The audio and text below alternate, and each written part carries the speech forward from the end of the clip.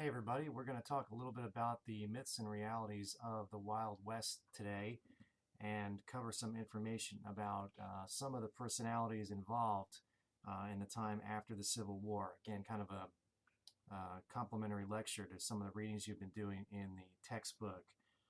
The West, why is it such a violent place in the last half of the 19th century? A lot of it has to do with possibly the legacy of the Civil War. Of course, we have sustained conflict against Native Americans and the push to the west with the Transcontinental Railroad, the development of these mining frontiers, the open range, with the government giving vast tracts of land under again, the ability to have the Homestead Act and free land. Maybe also there was a new code of ethics in the West. The doctrine, we might call it, of no duty to retreat. Stand your ground, in other words. In the English system, you gave ground. Maybe you turned the other cheek. There seemed to be less tolerance in the West, maybe because of the frontier ethic, if such a thing existed.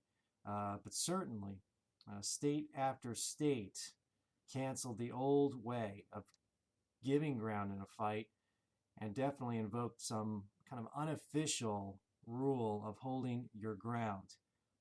It probably came over from Europe to the Americas, a legacy of the colonial times, maybe the type of settlers who came over. Andrew Jackson, from that Scotch-Irish stock, told settlers in the frontier of Tennessee, and this is earlier in the 1800s, to settle your own slander issues without going to the proper legal channels. So again, an interesting comment made by somebody who at some point in their life actually served as a judge. One rancher, Oliver Lee of New Mexico, claimed later in his life, quote, "I never in my life willingly hurt man, woman, or child unless they hurt me first. Then I made them pay," unquote. This might be what we call the homestead ethic at work, this grassroots doctrine of going back to frontier times. And it made up of several different beliefs, including the right to have and hold your own family farm, a homestead, in other words. That there shouldn't be a plan by the government to tax you oppressively. That goes back to American colonial time. Also, the right to peacefully occupy the homestead without any fear of violence to individuals that you knew or your family. And we call that kind of the homestead ethic. It's a term used with writers who talk about the West in the literature. Certainly towns encompass the idea of safety and protection from roving, dangerous bands. And one of them that we'll feature today is a cow town called Abilene in Kansas. There's no exception to Abilene as far as, and we might not think of Kansas on the frontier as particularly center stage location for Western violence, but you have to keep in mind it is at the end of a long cattle train that starts in as far south as Mexico and Texas and directly north. The railroad goes through there and takes American cattle, American beef to the eastern cities. So it's the end. It's the terminus location for these cattle drives that happened in the 1860s and the 1870s. And as these individuals made their way to the end of the cattle trail, they'd been hanging around with cows out in the middle of nowhere, and they wanted to blow off some steam. And that's why these cattle towns have this reputation for having rowdy and wild men and lawlessness. In reaction to that, the Abilene Town Council decided that they would hire a new town marshal, and his name was James Butler Hickok, later known as Wild Bill Hickok, one of the most flamboyant lawmen and maybe one of the most feared gunmen who drift into the West. He has an interesting background before coming to Abilene. Born in Illinois in 1837, and moved to Kansas, as many other people did, from the old Northwest to um, areas on the plains to become a farmer. It doesn't last. Either he doesn't like it or he decides to find other methods to make his fame and fortune. In 1858, and he's only 21 years old, Hickok shoots the first man at a Nebraska freight station. It was over money. And this begins a long and somewhat violent career for Wild Bill. During the American Civil War, Hickok served as a Union scout along the Missouri border. Very violent area, Missouri, during the American Civil War. He then, after the war, became something of a professional gambler, always something he did even as a lawman. The newspapers, hearing about Wild Bill's antics and his exploits, began to report them. So he had positive press in the beginning and not as much later on. And they talked about those that he shot, usually involved in a card game. Some of the stories were, again, not exactly accurate, but it sold newspapers, and there was a lot of human interest in Wild Bill's life. When he comes to Abilene, he already has a reputation as a lawman from earlier in his life. And as the newspapers claimed, backed up by what Hickok said, he always shot in self-defense. But many in the town aren't exactly willing to deal with some of his own behaviors in Abilene. They took something of a dim view of the man's life, the way he conducted himself. He roomed with a succession of prostitutes. He was a heavy drinker, and he gambled, something that some folks in the town thought certainly some of the cowboys at the end of the cattle trail behavior they would engage in, and certainly the city marshal maybe shouldn't do that either. He also may have run the town, and this is what irked people in Abilene, run his business from the card table. So gambling was certainly something of a side business for him. He did earn, however, what he was paid, which at the time was $150 a month to literally clean up the town.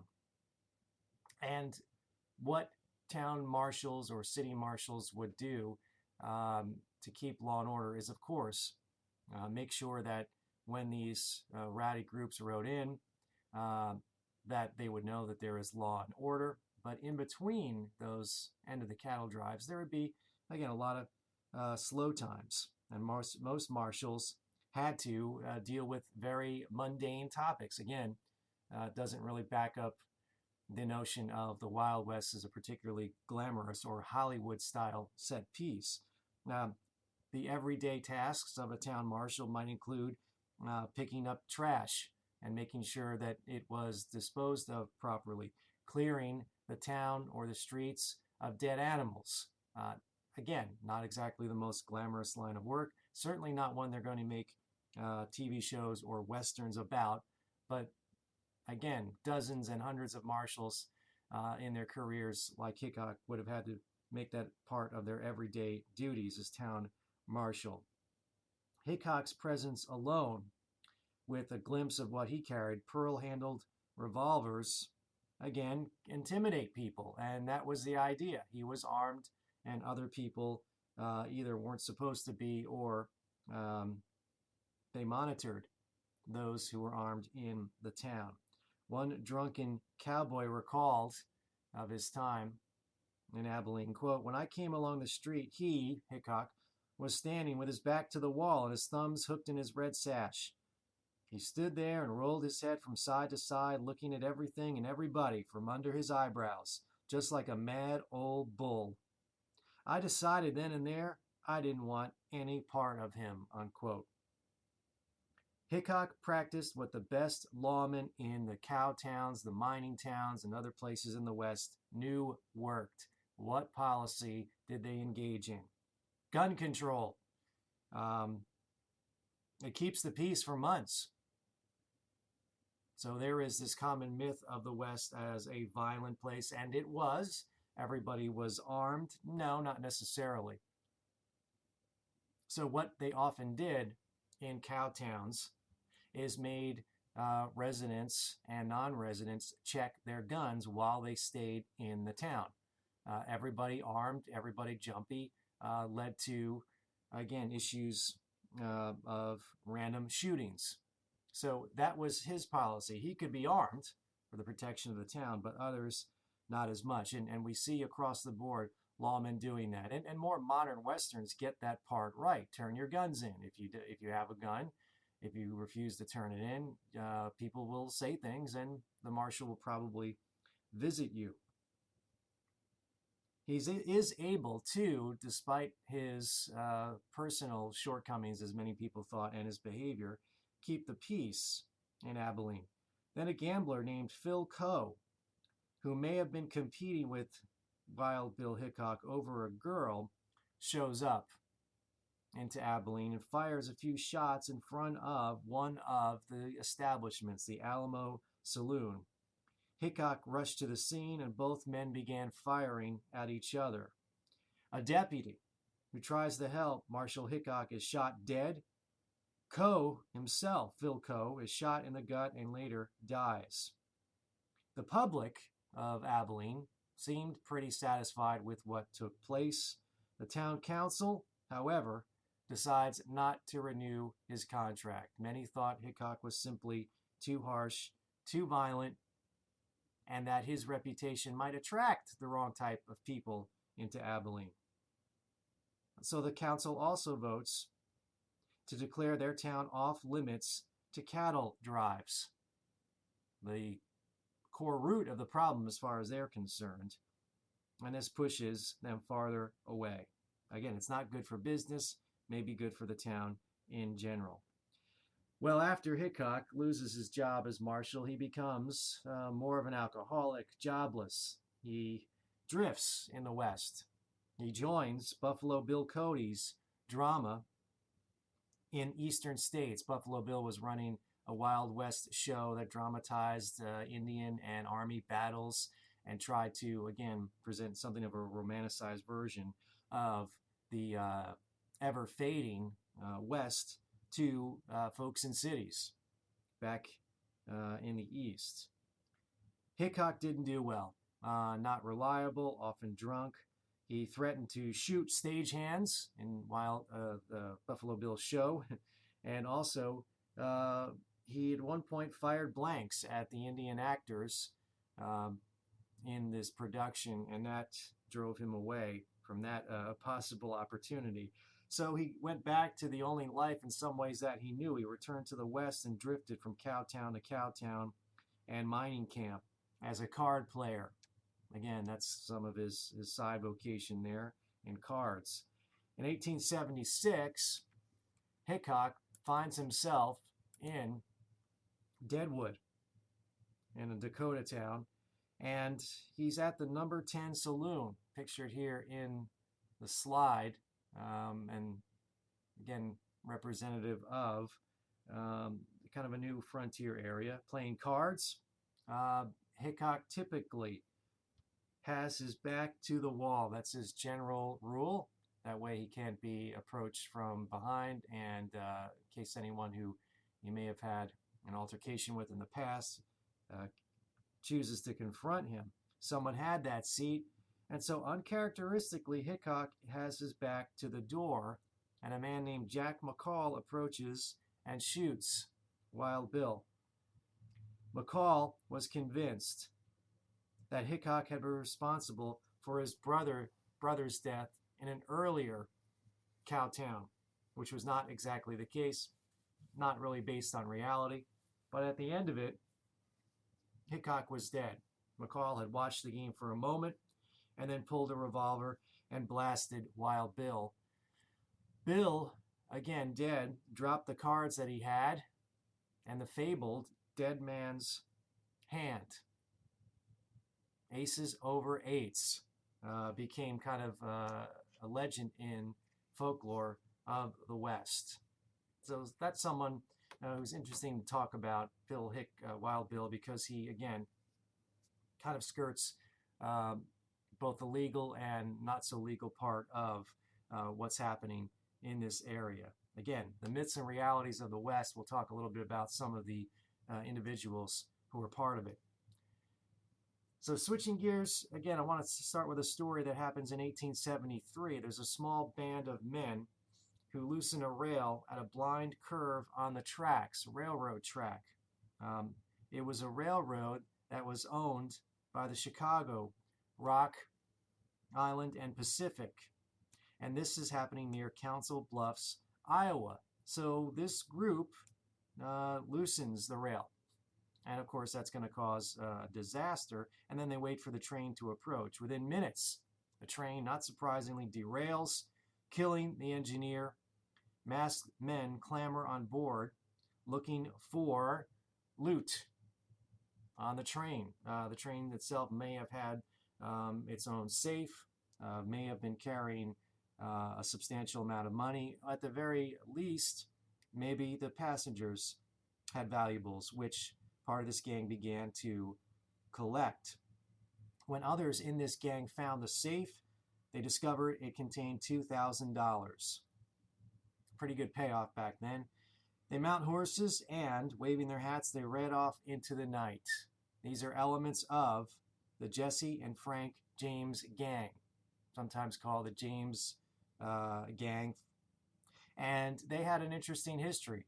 Just like Hickok was a veteran of the American Civil War on the Union side, both Frank and Jesse James were former bushwhackers, meaning they were irregular soldiers fighting on behalf of the Confederacy, and they rode with the Confederate guerrilla leader William Quantrill. Quantrill, again, had a very, very severe reputation during the American Civil War. Jesse takes up the gun as a youngster, probably a teenager, after Union troops, in one particular aftermath of the battle, whipped him for his involvement and his allegiance to Quantrill. And also, he believed, accosted and verbally abused Frank and Jesse James's mother. So that made a huge impression. And even though the war ends, Frank and Jesse James continue. Their fight now isn't as much against the Union or the Northern Army, but against banks and trains and the establishment. After the war, most men who were riding with Quantrill's bushwhackers managed to start peaceful lives all over again. When the war was over, it was time to move on. Not as much for Jesse and Frank James. In fact, they begin in February of 1866, barely, not even a year, actually, in the aftermath of the war. Jesse and 9 others steal $60,000 from the Clay County Savings Bank. It's Jesse and Frank James who have been robbing banks in western Missouri and Iowa since the Civil War end. This story I started this with, the story of the train, was the first one that they actually robbed. So they were branching out, they were moving on to different activities. For the next few years, the holdups continue. While detectives and even elements of the federal government marshals pursue them very much fruitlessly. They try, they get leads, they look for anyone who may have information about them, but they are ultimately unsuccessful for a long time. In a 10-year period, the James gang robbed 2 stagecoaches, 4 trains, and 7 banks, and killed dozens of folks in the process, usually those trying to stop them. The end did not come until one member of the gang was actually bribed by the government. There was a price on Jesse and Frank James and members of their gang by not only the several governors, but of course other officials who, again, if you are someone important connected to banks or trains, these guys are wreaking havoc. When one former member of the gang actually confronted Jesse James, he was shot in 1882. At the time, it seemed he had given up his more violent past. The man's name was Bob Ford. and he got access to Jesse James and was able to take this reward. After his brother's death, Frank James turns himself in 6 months later, weary of life on the run, and also quite correctly beginning to understand that he might be next. Frank James explained, quote, "I have been hunted for 21 years. I have literally lived in the saddle. I have never known a day of perfect peace. It was one long, anxious, inexorable, internal vigil. When I slept, it was literally in the midst of an arsenal," unquote. Another outlaw very much associated with the West, James Wesley Hardin, also lived on the lam, pursued by different lawmen. Born in Texas in 1853, he first is rumored to have killed a man at the age of 15. His victim was a freed slave who, after losing a wrestling match, seizes Hardin's horse. And for that, he was shot. Hardin's father does not want him to face a court of Northerners, Yankees, so he sends him to the South. When 3 soldiers headed his way to try to arrest John Wesley Hardin, he said he began, quote, "a war to the knife," unquote, against Yankees. So the personal motivations of these individuals, you could see all of them in some way are connected to either the northern or southern side, or even just cannot reconcile themselves with the aftermath of the Civil War, the end of slavery, the end of the independence of the Confederacy, the short-lived southern nation. When these soldiers approach Hardin, he guns down all 3 of them, then continues a spree that takes the lives of a gambler, a con man, and others. Hardin drifted north to Abilene, Kansas. Once again, the town we talked about earlier with Hickok. He befriends for a short time the lawman Wild Bill. But annoyed one night by a man snoring in the next room, Hardin fires his gun twice through the wall. That's one of those stories of the West that we often think it can't be true, but in this case it actually is true. Hickok arrived to investigate, but Hardin, by that point, is gone. He kills, later in Comanche, Texas, what he claims to be the 39th man of his life. Large parties of men are looking for him at this point. He escapes posses and those after him. There is a reward of $4,000 for the capture of John Wesley Hardin. He's finally tracked down and captured, making his way from place to place, in Pensacola, Florida in 1877. His sentence, 25 years of hard labor. But Hardin is pardoned after only 15 years. He settles back in Texas, where he tries to follow the straight and narrow. He opens a law office, but he cannot escape or run away from his past. In 1895, Hardin is gunned down. He had promised his wife that he had given up violence, given up the ways of his past. But when Hardin was killed, they find 2 guns inside his vest. It backs up this idea that Jesse James found out the hard way. Transition from this desperado to a law-abiding citizen is more and more difficult. It's a fate, some ways, like Jesse James.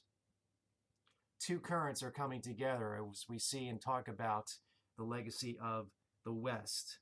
An anti-law tradition and an anti-reaction to industry and power, consolidation of corporations. In the West, crimes of social bandits were often approved because they express people's discontent and their rapid amount of change. Grievances of people who have sympathy for these lawmen, kind of cast as a Robin Hood type. They never dare commit these crimes on their own. And certainly, many Missouri farmers hate the railroads. They're monopolies.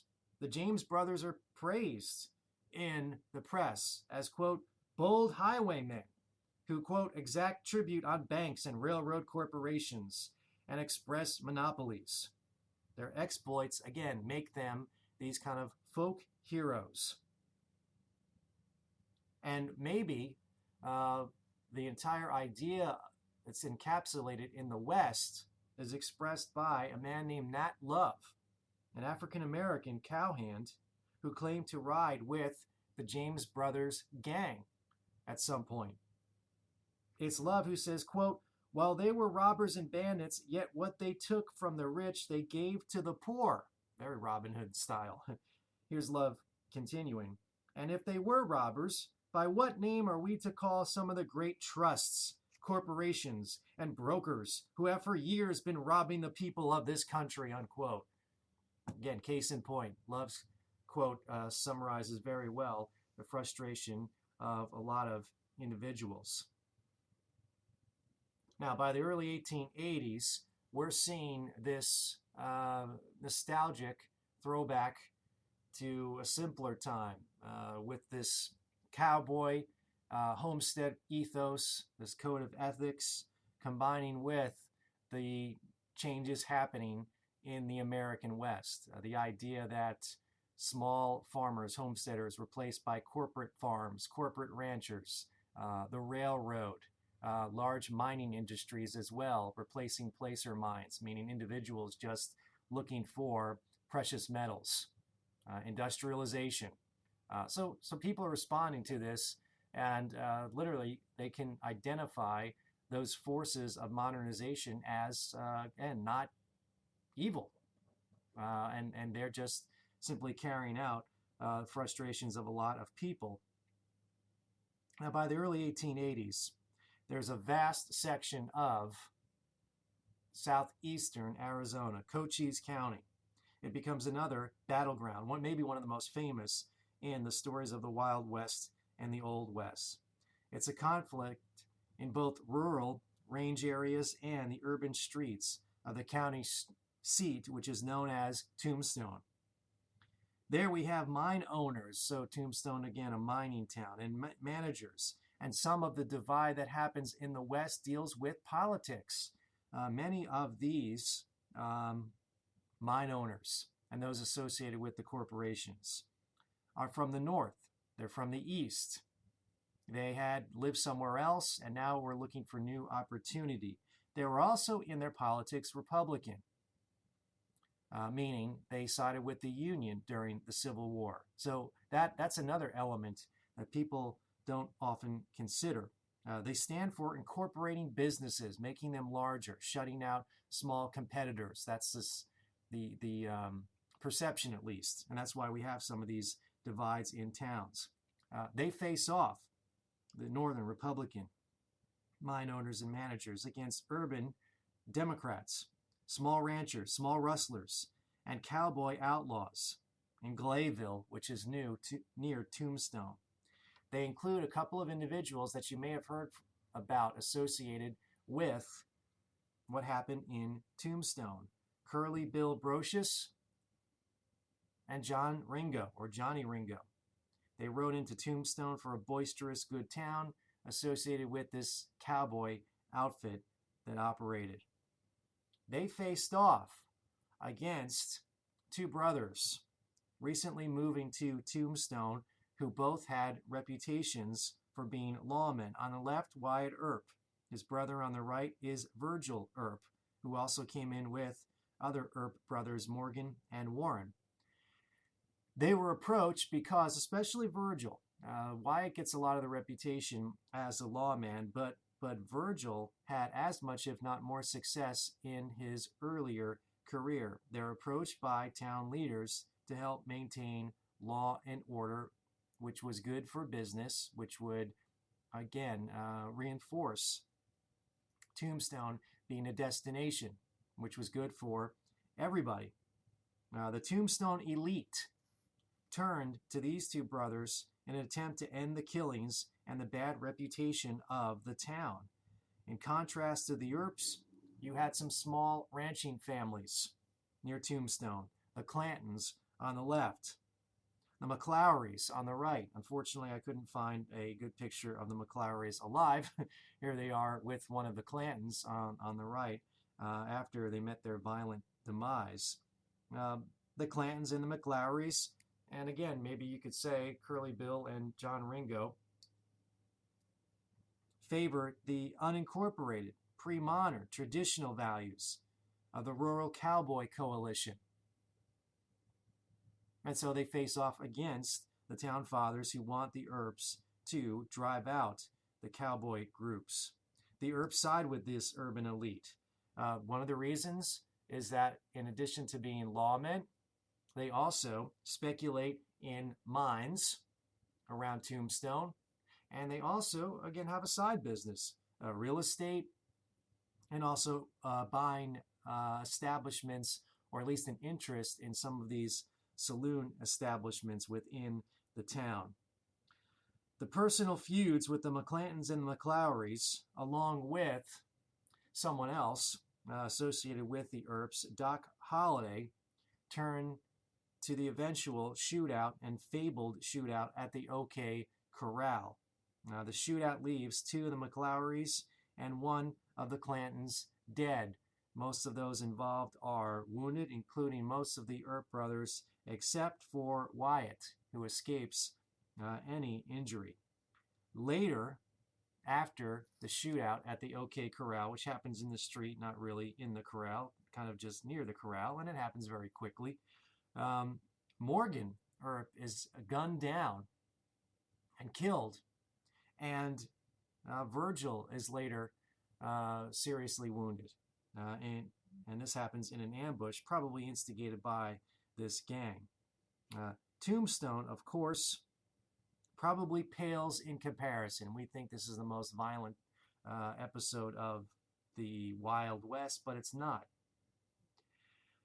Sometimes corporations, whether it be in mining or in railroad interest or in corporate farming, had the reputation of forcing settlers off land. There are congressional land grants, there are railroads, which were always part of settling the West. I said from the very beginning that one of the themes of the West that you're going to become familiar with is the role of government. Again, establishing free land for settlers in the Homestead Act, the ability to grant land to railroad companies, and then, of course, to organize these territories, give them basic government so that they can lay track and build railroads. But violence happens because not everyone responds positively to change. Such a land grant led to what's called the Muscle Slough conflict in California, and it had to do with the Pacific Railroad in 1879. It's a dispute between settlers and the railroad, conflicting land claims, and the Big Four, which are some of the people like Leland Stanford who were associated with the Transcontinental Railroad. They were just given that nickname, the Big Four. A federal circuit court ruled in favor of the Southern Pacific as far as moving settlers off land needed for the railroad. And in the aftermath, night riding vigilantism began in California. The crisis explodes into the deadliest civilian gunfight in the far Western Territory in May of 1880. Settlers resist eviction from their homes on the basis of the government, the courts ruling against them in favor of the railroad. The final death toll exceeds 7 in this conflict, which is a lot more than the 3 killed in Tombstone. 5 settlers were killed in total, 2 railroad gunfighters, both of whom also died, and the public supported this. The conclusion drawn is that a huge American and Western corporation headed by millionaires would not consent itself with depriving farmers and family of their homes, but would shoot them down in cold blood.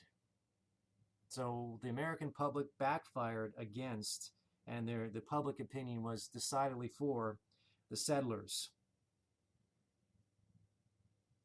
Bandits like Chris Evans and John Sontag continued to attack railroad property from 1889 to 1892.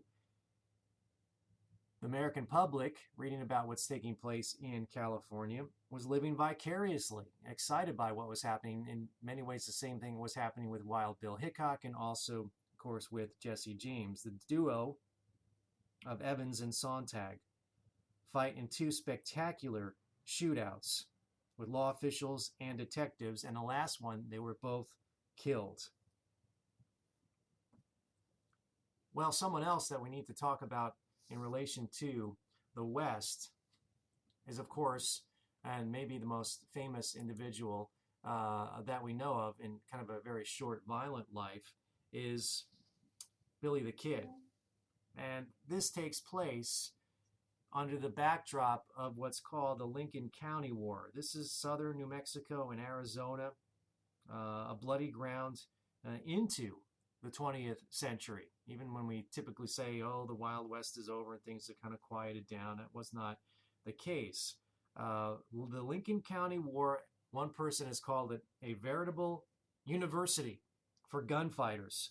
No less than 19 of those with that reputation were at some point involved with part of the time or during the entire Lincoln County War. You can hone your skills during the 1878 conflict. The story begins as effectively a partnership. Murphy, Dolan, and Riley, they had turned the county of Lincoln County into their own fiefdom, running their country store. There was a lot of resentment. There was also a rival store run by an ambitious Englishman. His name was John Henry Tunstall. And he arrives as competition for the Murphy, Dolan, and Riley establishment already there. The customers flock to this new Tunstall store, and he also hires a band of tough cowboys, knowing that his challenge to the establishment, or what they simply call the first group there, the Murphy, Dolan, and Riley, were called the House. Shows you right there their reputation of being there first. One of those that Tunstall hired was a man named Henry McCarty, who quickly gets the reputation and nickname of Billy the Kid. When Tunstall is murdered, it begins an all-out war in Lincoln County. A street battle took place, and in the aftermath, it leaves some of the folks associated with Tunstall, including the man who helped run his store, McSween, dead, and his old store destroyed. The Lincoln County War leads to the myth of Billy the Kid.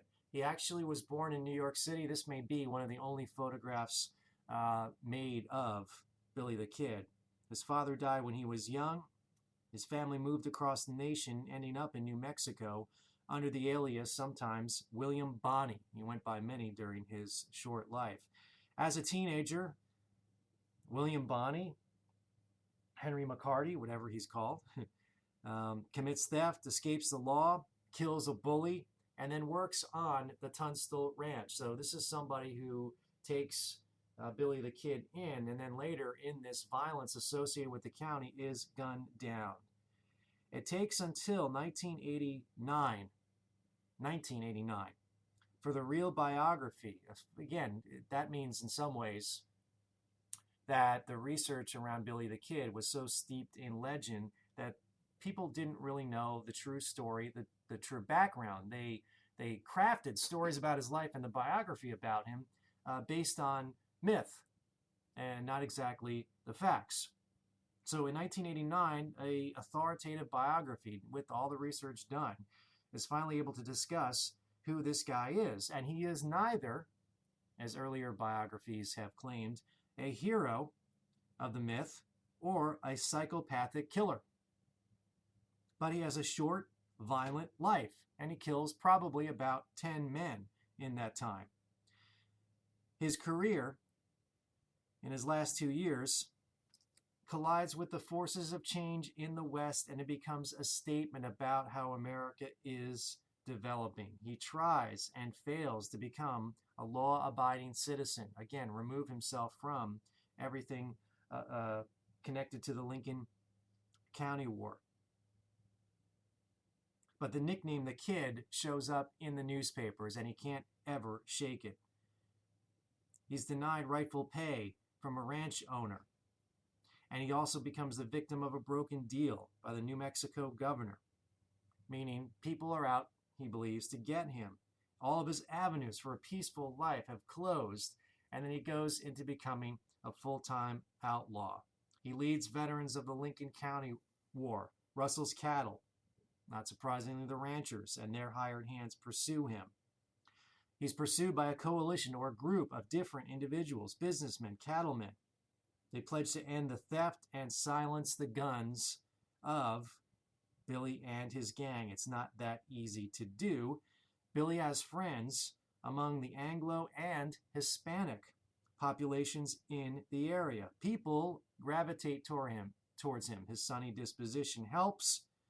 Finally, to track down Billy the Kid, the town of Roswell hires someone who at one point Billy the Kid knew fairly well, Pat Garrett, who eventually arrests Billy the Kid.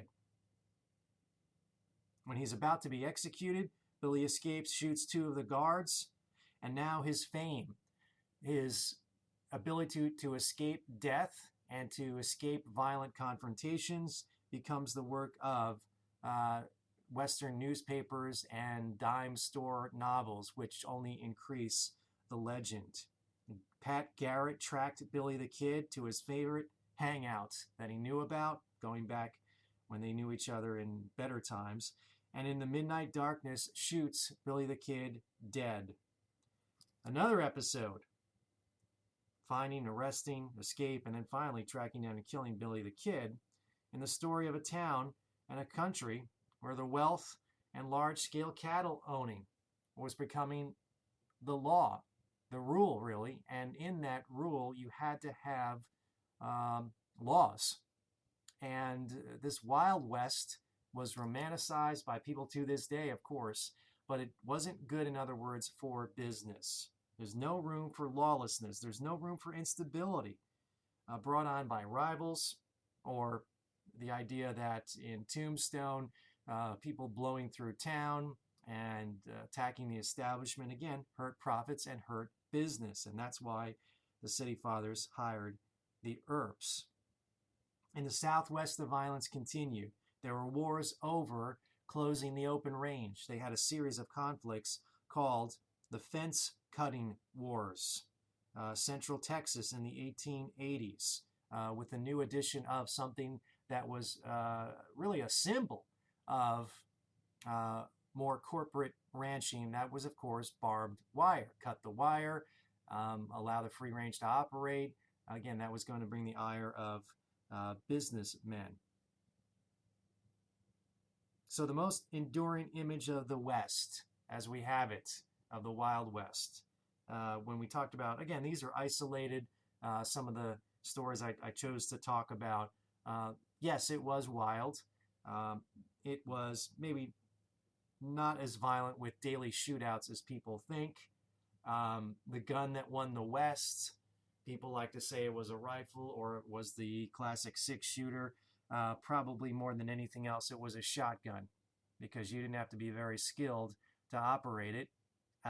You didn't have to be a great aim with it. And a lot of people were probably, we don't realize this, nearsighted and needed corrective lenses and didn't have them. So the whole idea of people staring each other down across the street, here it is, the classic and enduring image of the Western walk down, facing off. It didn't happen all that much, although there is the invention of this usual appearance in American TV shows and Westerns. 2 individuals armed with 6-shooters. They pace toward each other down the bleak street. Of course, everyone, how many times have we seen this in a Western? People gathering children, men and women diving into stores, clearing the road as these 2 gunfighters, or the sheriff and the gunfighter, are about to face off. The image emerges not really from a TV show or a movie, but a novel. a novel that was maybe one of the early fictional accounts of the West. It was published in 1902 and it was called The Virginian. And here we have the classic Man with No Name.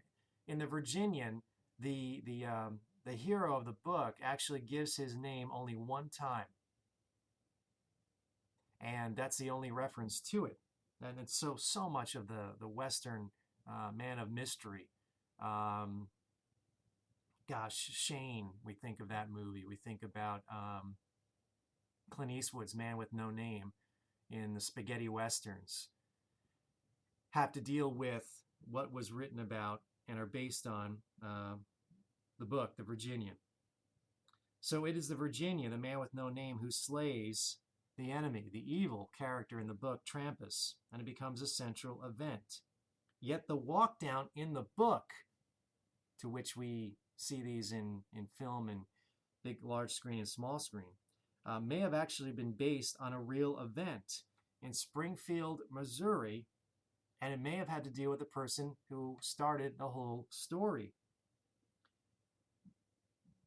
In Springfield in 1865, onlookers were able to see and had described several, meaning that probably did happen. Wild Bill Hickok gunned down Dave Tutt on the street of Springfield in 1865. This is an artist's image of, there you have Tutt off to the right being shot down, and Hickok wheeling around and facing off against anyone else who may have been supporters of Tutt, or at least might have pulled a gun on him as well. This kind of stare down, walk down, whatever you want to call it, appears to have taken place. So it, again, should remind us that a lot of the mythology of the West, some of it was based on the truth. Other parts of it were, again, inventions of Hollywood. So I wanted to take the time to kind of supplement what you've been reading on the development of the Transcontinental Railroad, of mining frontiers, of also the development of the open range, with this featuring some of the people who were some of the celebrities in the Old West.